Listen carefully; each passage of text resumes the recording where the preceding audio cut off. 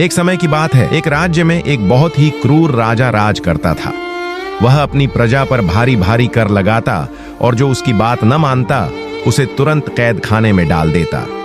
लोग उससे डरते तो थे, लेकिन मन ही मन उसे बुरा भला कहते रहते। उसी राज्य में एक नेक दिल और समझदार व्यापारी रहता था। वह मेहनत से रोजी कमाता और गरीबों की मदद करता। धीरे धीरे उसकी अच्छाई और नाम पूरे राज्य में फैलने लगी। यह खबर राजा तक पहुंची। राजा के दिल में जलन पैदा हुई। वह सोचने लगा, अगर लोग इस व्यापारी को पसंद करने लगे तो मेरी हुकूमत कमजोर हो जाएगी। एक दिन राजा ने व्यापारी को दरबार में बुलाया और कहा, सुना है तुम्हारे पास बहुत धन है, मुझे अपने खजाने का आधा हिस्सा दे दो, वरना अंजाम बहुत बुरा होगा।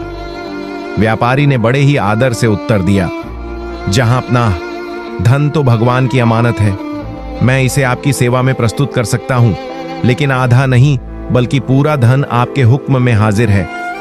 यह सुनकर राजा दंग रह गया। उसे उम्मीद थी कि व्यापारी लालच दिखाएगा, लेकिन यहां तो विनम्रता थी। उसने गुस्से में आकर आदेश दिया कि व्यापारी को कैद खाने में डाल दिया जाए ताकि सबक मिले। रात को राजा ने एक अजीब सपना देखा। एक फरिश्ता आया और बोला, हे राजा, तुमने एक नेक इंसान पर जुल्म किया है। याद रखो, भगवान जालिमों को पसंद नहीं करता। अगर तुमने अपने अत्याचार से तौबा न की तो तुम्हारा राज्य छिन जाएगा। सुबह राजा डर कर उठ बैठा। उसने तुरंत व्यापारी को जेल से रिहा कराया और उससे माफी मांगी। व्यापारी ने बड़े दिल से राजा को माफ कर दिया और कहा, जहां अपना राज जुल्म से नहीं बल्कि न्याय से चलता है। प्रजा की खुशी ही असली ताकत है।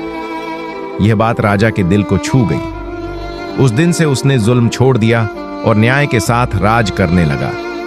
प्रजा खुशहाल हुई और राजा का नाम इतिहास में एक न्यायप्रिय शासक के रूप में दर्ज हो गया।